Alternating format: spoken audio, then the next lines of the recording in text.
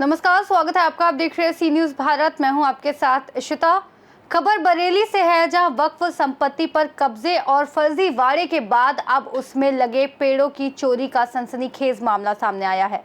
बरेली जिले की तहसील बहेड़ी क्षेत्र के ग्राम जाम सावंत जनूबी की वक्फ संपत्ति पर खड़े करीब 160 यूकेलिप्टस, पाकड़, नीम, आम और जामुन के कीमती पेड़ विपक्षियों द्वारा चोरी से काटकर बेच दिए जाने का आरोप लगा है। प्रार्थनी शाकरा परवीन ने जिलाधिकारी को प्रार्थना पत्र देकर विपक्षियों पर वक्फ की जमीन को लूटने और पेड़ों के अवैध रूप से बेचकर रकम हड़पने का गंभीर आरोप लगाया है।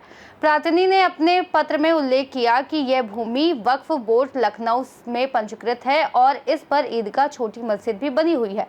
इसके बावजूद विपक्षियों के पिता जफर अली ने 1965 में चकबंदी अधिकारियों की मिलीभगत से वक्फ का नाम खारिज कराकर अपनी मिल्कियत दर्ज कराई। इस धोखाधड़ी के खिलाफ मामला सिविल जज सीडी बरेली की अदालत में विचाराधीन है। शाकरा परवीन का कहना है कि इस वक्फ संपत्ति पर वर्तमान मुतवल्ली उनके देवर मोहसिन अली हैं। उनका नाम वक्फ बोर्ड में दर्ज है।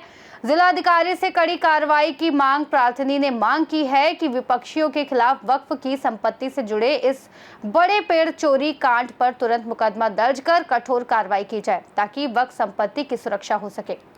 कटवा के खतौनी से मेरे डैडी का, मेरे चाचा का और मेरे अब्बा का, इन लोगों को नाम कटवा के इन्होंने और जो है अपना नाम दर्ज करवा लिया है। वो लोग नाबालिग थे, इस बात का उन्होंने फायदा उठाया। उनका कोई आगे पीछे नहीं था, उसी वक्त हमारे दादा का इंतकाल हुआ था, तो उसके बाद से इन्होंने जो है अपने नाम दर्ज करा लिए। अब उनका आगे कोई पीछे करने वाला नहीं था, कोई देखने वाला नहीं था, तो किसी को कुछ पता ही नहीं था कि हुआ क्या है। अब जब हमारे संज्ञान में ये बात आई कि वो लोग इस पे खुदबुद भी कर रहे हैं, इसे बेच भी रहे हैं, इसके साथ बहुत ज्यादा वो करा जा रहा है।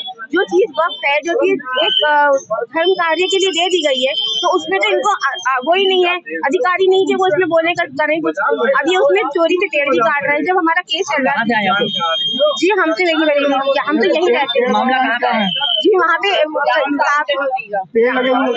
जी पेड़ लगे में उनको हमारे मतलब हमें बिना संज्ञान में लिए काट दिया। और जब हम कह रहे हैं, जब एक भूमि पे हमारा वो चल रहा है, विवाद चल रहा है, तो आप कैसे काट सकते हो जी? वो बताओ, हमारे खानदानी ही लगते हैं, लेकिन हमारे खानदान के ही लगते हैं, लेकिन वो मतलब जो है हमारी दादी ने जो है उनको वो कर दिया, बेदखल कर दिया था अपने।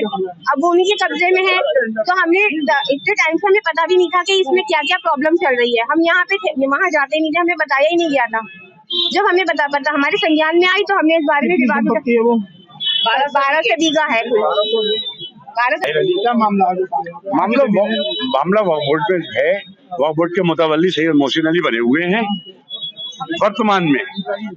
तो हमारे ऊपर एक मुकदमा डाला और सैयद मोहसिन अली के ऊपर मुकदमा डाला, सीनियर डिवीजन सिविल जज किया। वो मुकदमा चल रहा है 2023 से, हम उसमें है मुकदमे में।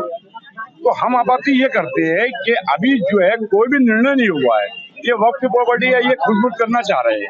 इन्होंने थोड़ी सी प्रॉपर्टी बेच भी दी बेनामा जी। क्या नाम है उन लोगों का? नाम है सैयद तसव्वुर अली, सैयद उमर अली।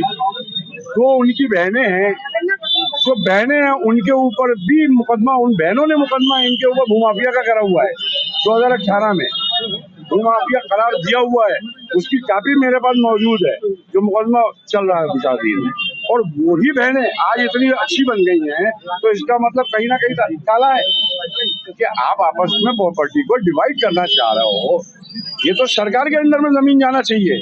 मेरा तो मानना ये है कि हमें नहीं मिलना चाहिए। सरकार उस पर जमीन किसकी थी?